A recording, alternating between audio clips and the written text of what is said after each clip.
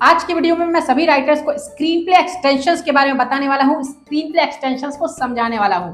देखिए, screen play extensions जो है ना, ये वन ऑफ द 8 एलिमेंट्स के अंतर्गत आती है स्क्रिप्ट या फिर स्क्रीन प्ले की।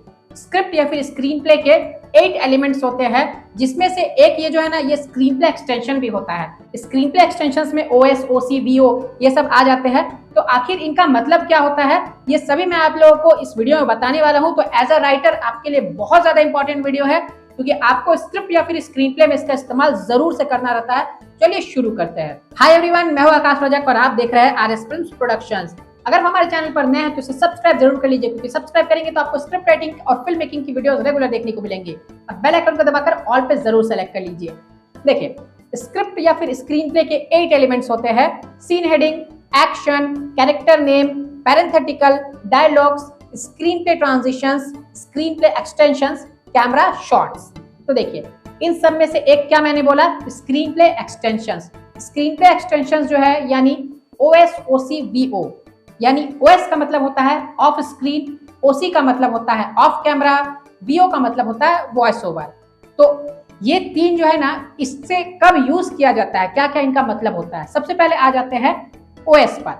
OS का मतलब होता है ना ऑफ स्क्रीन। ऑफ स्क्रीन में क्या होता है कि कोई भी कैरेक्टर है, वो कोई डायलॉग को बोल रहा है, उसे आप स्क्रीन पर दिखा रहे हैं, लेकिन कोई एक ऐसा कैरेक्टर है जो वहां पर दिखाई नहीं दे रहा है, वो कहीं और है, किसी दीवार के पीछे है, किसी पर्दे के पीछे है, किसी अलमारी के पीछे है, और वहां से वो डायलॉग को बोल रहा है और उसकी आवाज आ रही है।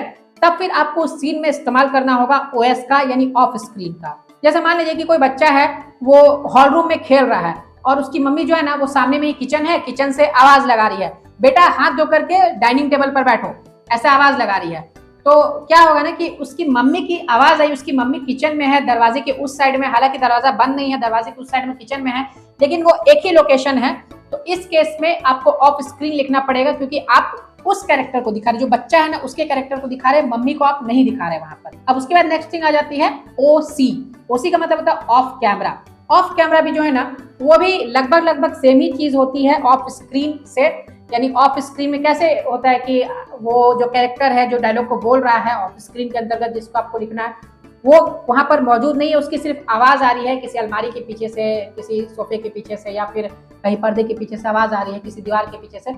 तो सेम ऑफ कैमरा में भी होता है, लेकिन ऑफ कैमरा क्या होता है ना, ये टीवी सीरियल्स के लिए यूज होता है। जब आप किसी फिल्म को लिखेंगे तो फिल्म के लिए आप OS वर्ड का यूज करेंगे, यहाँ पर ऑफ स्क्रीन वर्ड का यूज करेंगे।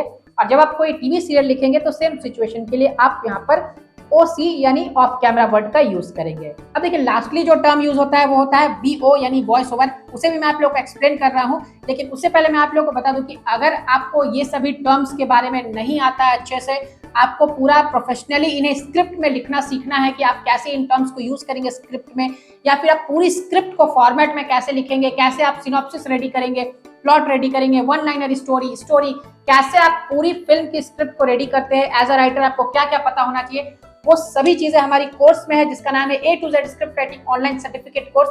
इसमें आप लोगों को प्रैक्टिकल वीडियोस के जरिए, सैंपल एग्जांपल्स के साथ पूरी स्क्रिप्ट राइटिंग की ट्रेनिंग दी गई है, बेसिक टू एडवांस लेवल तक। यानी आपको एकदम छोटे लेवल से स्टार्ट किया जाएगा, धीरे धीरे जो बारीकी से बारीकी छोटी छोटी चीजें होती है वो बताई जाएगी, और उसके बाद जो बड़ी बड़ी टॉपिक्स होते हैं, जो बड़े बड़े प्रोफेशनल चीजें होती है, वो भी आपको वहां पर सिखाई गई है। तो बेसिक टू एडवांस लेवल तक आपको पूरा सिखाया गया है। तो अगर आपको ये कोर्स ज्वाइन करना है तो आप इसके लिए हमें स्क्रीन पर दिए गए नंबर पर कांटेक्ट कर सकते हैं, कांटेक्ट कीजिए और प्रोफेशनल वे में स्क्रिप्ट को लिखना सीखिए। कि जब तक आप प्रोफेशनल लिखना नहीं सीखेंगे तब तक आप राइटर नहीं बन सकते। राइटर बनने के लिए आपको प्रोफेशनल लिखना आना चाहिए। अब देखिए, वॉइस ओवर जो होता है ना, इसका मतलब क्या होता है कि जब भी आप किसी कैरेक्टर को दिखा रहे हैं कि एक कैरेक्टर है, वो सामने में है, लेकिन दूसरे कैरेक्टर की आवाज जो है ना, वो कहीं और से आ रही है, जैसे फोन के दूसरे साइड से आ रही है। मान लीजिए कि कोई कैरेक्टर है, वो फोन में बात कर रहा है, उसे आप दिखा रहे हैं, लेकिन फोन के उस साइड भी तो कोई बात कर रहा है। तो उस साइड वाले इंसान को आप सीन के जरिए नहीं दिखा रहे हैं कि उस साइड वाला इंसान जो है वो सीन,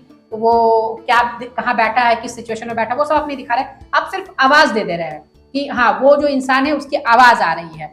तो वो अगर आप कर रहे हैं तो उसके डायलॉग्स को जब आप लिखेंगे ना, जो उस साइड में इंसान है उसके डायलॉग्स को जब आप लिखेंगे ना, तो वॉइस ओवर में आपको लिखना है, वॉइस ओवर यानी VO में आपको लिखना है। तो टेलीफोनिक कन्वर्सेशन के लिए ज्यादातर VO का इस्तेमाल होता है। VO का इस्तेमाल तब भी होता है, जैसे मान लीजिए कि कोई सीन आप दिखा रहे हैं और सीन जो दिखा रहे तो उसमें आप उसे नरेट कर रहे हैं, वो सीन चल रही है और आप बता रहे हो उस सीन के बारे में कि एक गांव था, गांव में बहुत भीषण अकाल पड़ गया, इस तरह से आप बता रहे हैं। तो वहां पर जो आप डायलॉग्स को लिखेंगे ना, वो वॉइस ओवर यानी बीओ के अंतर्गत आपको लिखना है अपने स्क्रिप्ट में। तो यही मैंने आप लोगों को बताया कि स्क्रिप्ट राइटिंग जो है ना, वो इतना आसान नहीं होता है। टेक्निकली बहुत सारी चीजें होती है जो आपको एज अ राइटर सीखना चाहिए और आपको आना चाहिए। तो आप, मैं भी रिकमेंड करूंगा कि अगर आपको ये सब चीजें नहीं आती है तो आप हमारे कोर्स को ज्वाइन कर सकते हैं। आप ज्वाइन करेंगे तो 100% आप प्रोफेशनल वे में स्क्रिप्ट को लिखना सीख जाएंगे, ये इस बात की गारंटी मैं लेता हूं। तो उम्मीद करता हूं कि आपको स्क्रीन प्ले एक्सटेंशंस के बारे में अच्छे से समझ में आ गया होगा। अब बाकी जो पूरा प्रोफेशनल वे में कैसे लिखना है वो तो आप कोर्स को ही करके कर सकते हैं, क्योंकि इतने कम समय में आपको पूरा बड़े लेवल पर समझाना पॉसिबल नहीं है, ये तो आप भी समझते हैं। तो वीडियो को करते जाइए लाइक, चैनल पर नए तो सब्सक्राइब करके रखिए। फिर मिलेंगे एक नए वीडियो में। Love you and bye bye.